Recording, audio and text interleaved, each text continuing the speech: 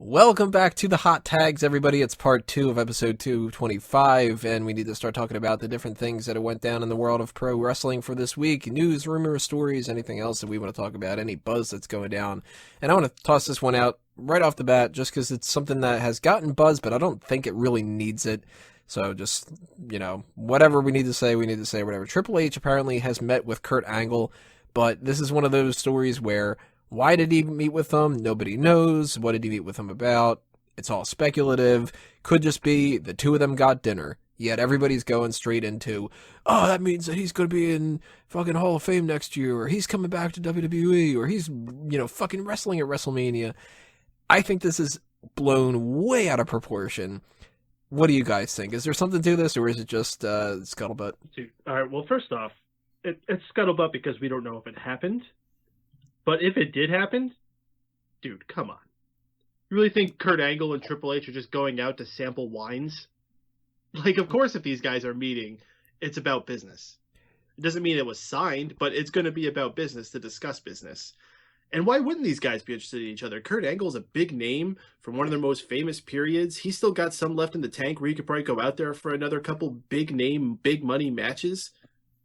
And of course, Kurt, he has no reason in the world not to go back to WWE, especially if they want to throw money at him for not having to do a full-time schedule, put a ring on him, do whatever else they got to do with him. Fucking great. Put a ring on it. Good for everyone involved. Yeah, hopefully he doesn't throw it in the trash. Well, see, I don't think that this is a situation where they would have, like you said, just met to go wine tasting or whatever like that. But it could just be that if they did get together at all, of course, that's one thing. They could just have been like catching up and whatever. Same time, they would same do area. that through text. But at the same time, you got to imagine that they, even in that kind of scenario, talked about some stuff. Yet I think that a lot of people are going to start thinking that he's popping up in the next few months, and they're going to get disappointed with it. And that's where it's like, hold your horses, Exactly. As soon as I read about this supposed meeting, I saw the rumors floating around that, that means he's going to make a surprise entrance at WrestleMania this year. I am not counting on that at all. Personally, I'm a huge fan of Kurt Angle. I would love to see him back in the WWE at some point. I'm not holding my breath for it. I'd like to see him in the Hall of Fame someday too, but I'm not putting too much stock in this right now because who knows what this could all be about. I mean, it could just be them catching up, but like Mike said, a lot of it probably has to do with some kind of business, but I'm not really sure yet. So we'll wait and see. Go ahead, Drew. I would just say that we don't know what Kurt's contract was like with TNA. He probably didn't have many opportunities to really talk to people in WWE when he was in TNA, so now he's out. Might as well. These two might have discussed some business, but I bet this was just Kurt Angle going, "Hey, Triple H, remember me? Give me a few months to get back into shape. Give me a call, motherfucker." I wouldn't be surprised if it was something along those lines because, hey, we all knew at some point, most likely, Kurt Angle would make his way back to WWE. I mean, I remember last year around this time when he re-signed with TNA, there was a big thing that WWE wouldn't sign him because they didn't think he was physically able to wrestle for them. Like, he didn't pass physicals or something like that. That was like the big thing back then. So, maybe they're just discussing what needs to be discussed about going forward. Either way, if something does come out of this, that'd be great, because Kurt Angle's, somebody who should be coming back to WWE. But don't get your hopes up, everybody, and then get all disappointed that you got your hopes up and nothing ended up happening out of it. That's wrestling fans. That we always get our hopes up. That's true. But if I ever hear his music go again and then he comes out and makes an entrance, I'm gonna mark out huge. I'm gonna tell you right now, that's gonna get a huge pop. No. See, what's gonna happen is his music's gonna play, and then Paul Heyman's gonna come out and cut some promo in Pittsburgh about how you don't get Kurt Angle. Well, really, I mean, now that Shane McMahon came back, there's not many more people that could get as big of a pop as if Kurt Angle showed back up. Well, with Kurt Angle, you'd have to. Where would you bring him back at? If you had to pick a city, would you just do it in Pittsburgh the next time they're there? Or I don't think the city matters. Yeah, I don't think so. You could do it in fucking Houston. It'll be fine. Well, Sioux City, Iowa. Sioux City, Iowa. See, I feel like if you did it somewhere like that, like, hey. As long as Todd Grisham's not on commentary where he can't go, hey, it's Kurt Angle. Then I think that they're good. I think everybody will pop no matter what. So. You could do it in fucking Mumbai and people would go nuts if Kurt Angle came out. oddly specific area. Mumbai. Any reason why Mumbai came to mind? Just someplace out of the United States. I thought you would have gone with like East Bumblefuck or something. Well, that's in the United States. Yeah. It's on the West Coast. Let's talk about another legend here. Mick Foley is apparently going to be getting his own WWE Network show with Noelle Foley and possibly some of the other Foley members, but at the very least, it's going to be mostly Mick and Noelle. No real information on exactly what it is, but this is another indicator that Noelle could end up getting a job in the future for WWE. I mean, Mick Foley has his son working in there now. Of course, Foley's still popping up. If she's doing a show, she has a job. Well, I mean, like some kind of an interview capacity. She's been saying that she really wants to do that, and that she has kind of put out the feelers a little bit, and that they're interested, but they're kind of hesitant to whatever. She has done her own work on a bunch of different other things, and kind of interested in this. What do you guys think? Are you up for a Foley Network show? I don't watch much of anything on there, so I'm not rushing to get to the Mick Foley show. Bleh. I'd check it out. I like Mick. I like his personality. I am fully behind this idea. I wonder if he'll like talk about how he burnt his scrotum, because that really is going to make me turn on the network. Yeah, that's if it's like the Edge and Christian show, that's gonna suck. I'll give him credit. I've laughed a couple more times since I've been watching the show, but it's just not the thing for me. But there's no information really of exactly what this show would be. Maybe it'll be something like that, which would kind of be disappointing. Maybe it'll be something completely different. Hopefully, it's not some kind of like Foley knows best type of thing. I don't want that. And I don't want a show that's like Mick and Noelle trying to get her a job in WWE, and isn't it funny that she keeps failing or something like, I don't know. I think I would rather just see something that shows their actual personalities. But could be anything. We don't know. Either way. Did you guys watch that the Santa Claus thing that he did? The documentary with the different Santa Clauses? Nope. I thought that was interesting. You got to see a little bit of the inside of the Foley family on that one. It was a documentary I found on Netflix, and it has Mick Foley and like 5 other guys it follows who did the Santa Claus thing. The 365 Santa thing? Maybe. I forget what it was called. And it was interesting. I probably wouldn't have watched it had Mick Foley not been on there. But I watched the whole thing, and it was interesting, getting to see inside their family dynamic. I think if they did a show about trying to get Noelle a job and she keeps failing, I bet that is her personality. She just fucking sucks and is a klutz. So, yeah. Okay. Yeah, fuck you, Noelle, apparently. There you go. Drew hates Noelle. He hates Charlotte. Any other daughters of legends that you are a big fan of? Is Noelle a city? There's got to be a Noelle somewhere. Well, don't ever expect me to go there. All right, let's move on here to another thing. This is WrestleMania related. Jerry Lawler is talking about how they might have split announce teams because he wants to work with Mauro Ranallo specifically at WrestleMania. And if the split announce teams happen, of course, that could be during the show, it could be pre-show versus main show. In any capacity, what do you guys think about the idea of splitting up the announce teams, having JR, JBL, and probably Byron, I'm assuming, and then another team of Lawler, Ranallo, and whoever the other person would be. I don't know, Rich Brennan, maybe. I remember first, back... When is JR coming back? Exactly, I was going to say JR, you mean JBL. Oh, I said JBL, okay. Well, I always remember back like a few years ago, they would always do the split announce table. So I remember when I first really watched wrestling, that usually happened at the big pay-per-view. So if they were to continue it, that'd be fine. But I wouldn't want to have Jerry Lawler and the other guy to call the main event of WrestleMania because they weren't there for any of it. But if you threw them out there for, that shitty Dudley Boys and Usos match that no one's going to like, then yeah, I have no problem. I liked how they did it. I think it was Fastlane that they had him on for the pre-show, right? Mauro Ranallo was doing the pre-show. Mm-hmm. I thought that was cool. I thought that was a nice introduction. They eventually had Michael Cole come out and replace him for the main show. But if they did some kind of, split like that, because I don't know how many matches they plan on doing for the pre-show, if they're doing the Andre the Giant Battle Memorial again on the pre-show, or what the deal is. But I'd be down for that idea. But I definitely, for the marquee matches, I would like to see the normal Raw announced team. I think at best you're looking at what we had at Fastlane. We'll have a pre-show team, because last year we had 2 pre-show matches, I think. Yep, I think so. We'll probably do it again, because I'm thinking we're still looking at another 2-hour pre-show. And it makes sense. You have those guys there for 2 hours, then the main team has to be there for 4 hours, which is just an absurd amount of time to have to keep yelling and being into things.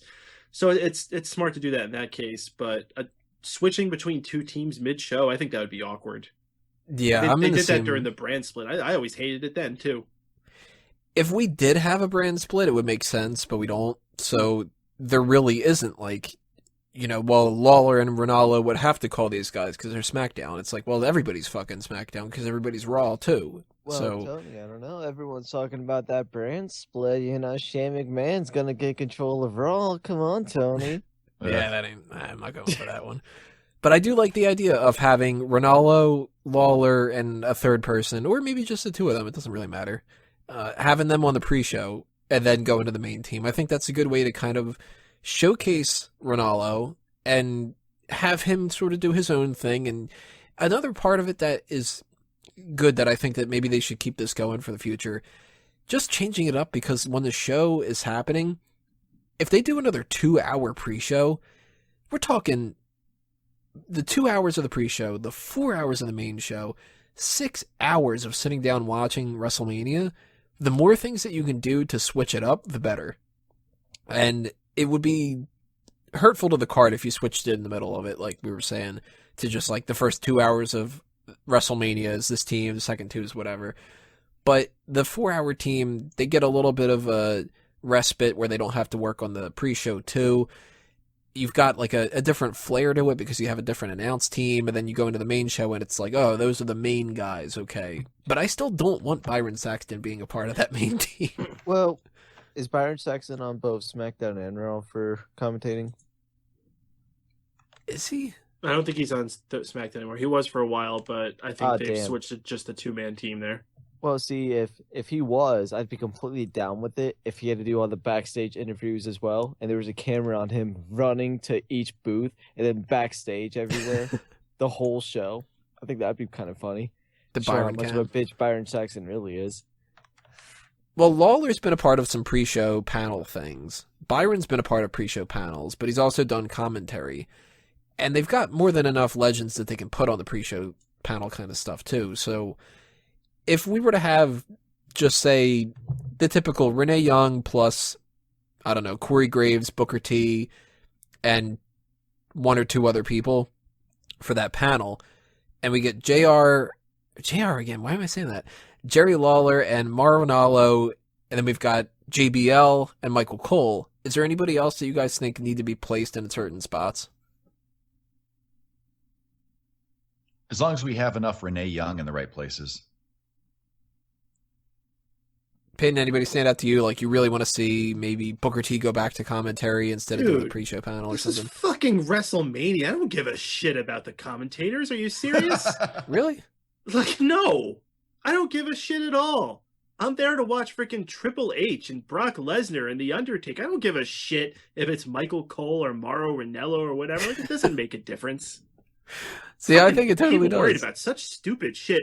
Oh my God, Renee Young. She didn't look directly at the camera when she did this interview. Oh, fucking Christ. Like, such cooler things going on to be worried about that kind of shit. When did that happen?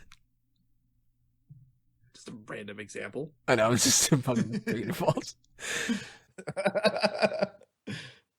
Let's move on to what I consider, at the very least, the biggest hot tag of the week. This is a whole bunch of things happened at Monday Night Raw in regards to injuries. Now, Neville got injured in his match against Chris Jericho, and Chris Jericho had a fight with Charles Robinson. We thought that was kind of actually a part of the match itself, that it was booked around that, but now it came out that this was legitimate. They actually did argue with each other.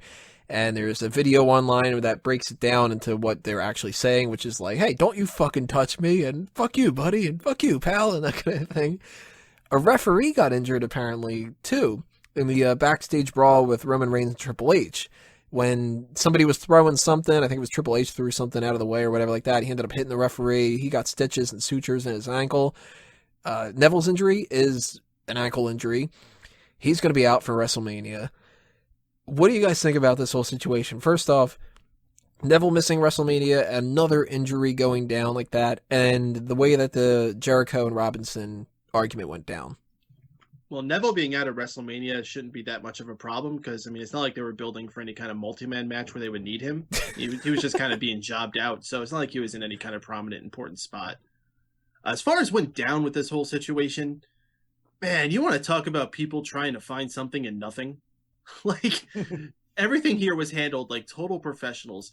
Chris Jericho, Charles Robinson have been doing this for 20 fucking years each, together nonetheless. Like, these guys go all the way back to WCW. They know each other so damn well.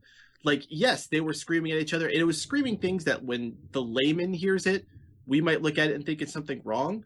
They were trying to show anger and passion in a moment where they were supposed to. So, like, they could have been saying, like, hey, my hair is green. No, it's not. It's blonde. Oh, you're right. And, like, they could have kept it just sounding angry, and it would have been what they wanted in the situation. But that's what they were communicating. He was communicating he was hurt. So that's how that played out. Yeah. Now, the only thing they did mess up, Charles Robinson should have called.